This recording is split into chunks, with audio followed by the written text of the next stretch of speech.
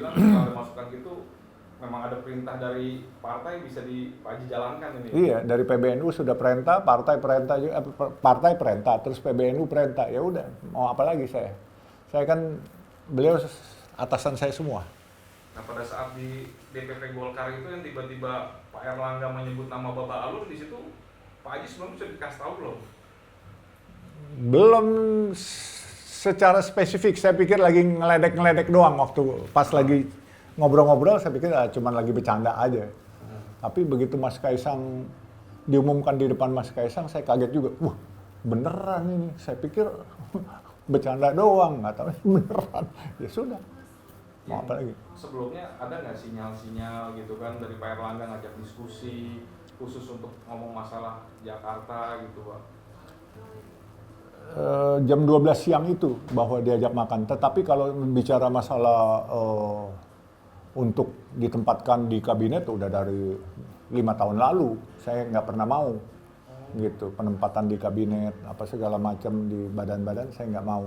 Tapi begitu ini dia bilang, ayo dong katanya, rakyat Jakarta butuh kamu katanya. Ya, kamu harus siap katanya. Saya bilang, masa sih rakyat Jakarta butuh saya bilang. Saya nggak tahu tuh, saya bilang. Nggak ada yang pernah bilang. Ya kamu nggak pernah bilang, tapi di hasil survei cukup banyak diinginkan oleh warga Jakarta. Ya, saya bilang, Pak, ini privilege from the God, bukan karena saya pintar atau populer. Saya juga tidak mencari popularitas. Saya juga sekolah nggak tinggi. Tapi ya kalau Tuhan kasih kesempatan, rakyat juga mempercayai, ya kita harus amanah aja udah. Diskusinya apa tuh Pak awal-awal yang mungkin Pak Erlangga meminta pandangan Pak Yusuf soal soal infrastruktur, soal bagaimana menangani kemacetan di Jakarta. Itu makan siang 11 Juli kemarin itu. Jadi prosesnya sedemikian cepat gitu. Memang beberapa hari sebelumnya saya mendengar bahwa Golkar akan mengajukan gubernur di DKI. Tapi saya nggak berpikir itu saya. Walaupun sempat beberapa ini ngomong-ngomong, saya pikir kan Pak Erlangga sudah tahu bahwa saya nggak pernah mau.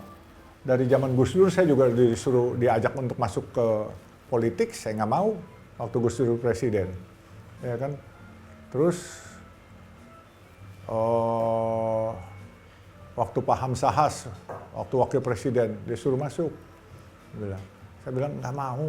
Pak Erlangga pun bilang nggak mau, sampai akhirnya saya cuma terima staf khusus, itu pun saya udah staf khusus saja, ya itu saya mau lah, oke lah. Karena saya cuma minta syaratnya hari itu, Pak Erlangga, saya boleh jadi staf khusus Bapak, saya siap.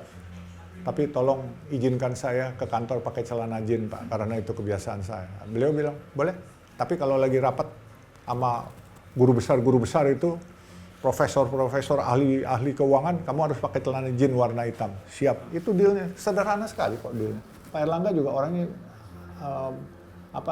realistis sekali Pak. Saya bilang, Pak, saya nggak sekolah tinggi.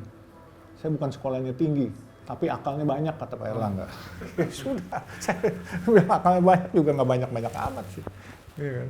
Tapi kenapa Pak dari zaman Gus Dur sampai kemarin tawarin masuk kabinet, kepala badan, Pak Yusuf kan nggak mau gitu kan, malah milih staf khusus. Tapi giliran ada tawaran untuk pilkada sebagai wagub ini kok Pak Yusuf tergerak gitu. Bukan saya tergerak, saya diperintah. Iya, apa itu? Kan kalau bisa juga diperintah jadi menteri kan bisa juga gitu kan. Apa tuh Pak mendasari pertimbangannya? Waktu itu sudah tidak sempat berpikir, karena waktu sedemikian cepat, makan siang, terus jam 4 saya dipanggil datang, waktu makan siang belum kelihatan hilalnya itu.